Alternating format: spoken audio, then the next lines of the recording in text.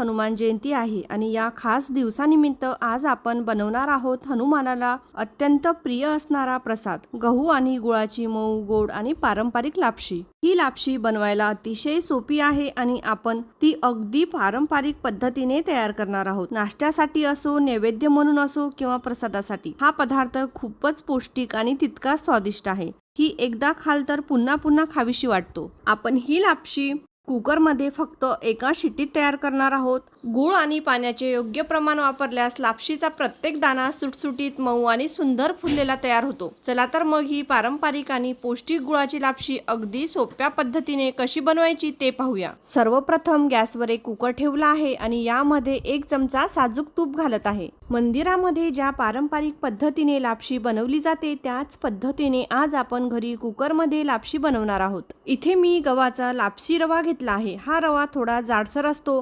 त्यामुळे लापशी छान दाणेदार आणि मोकळी होते। लापशीसाठी नेहमी जाडसर रवा वापरला तर टेक्स्चर खूप छान येतं आणि चिकट होत नाही।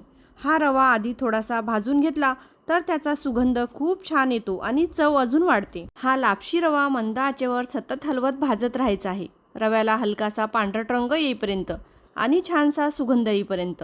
आता तुम्ही पाहू शकता रवा छान पांढरट रंगावर भाजून तयार झाला आहे। गॅस मंद ठेवला आहे। आता यामध्ये गरम पाणी घालायचं आहे। याच दरम्यान मी दुसऱ्या बाजूला पाणी उकळत ठेवलं होतं। तर इथे आपण 1 वाटी लापशी रवा घेतला आहे, त्यासाठी मी 3 वाट्या पाणी उकळून घेतले आहे, म्हणजेच रव्याच्या प्रमाणाच्या 3 पट पाणी घ्यायचे आहे। कुकरला चिटकलेला रवा मी नीट काढून पुन्हा त्याच कुकरमध्ये मिक्स करून घेत आहे, त्यामुळे तो कच्चा राहणार नाही। आणि पाण्याला उकळी आली की यामध्ये चिमूटभर मीठ घालायचं आहे, यामुळे लापशीला खूप छान चव येते। आता कुकरचं झाकण लावलं आहे आणि मंद आचेवर 1 शिट्टी काढून घ्यायची आहे।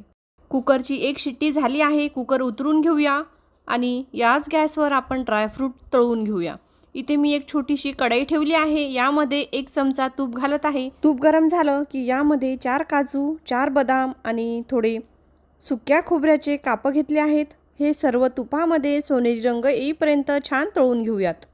तर इथे आपण पाहू शकतो ड्रायफ्रूटला छान सोनेरी रंग आला आहे।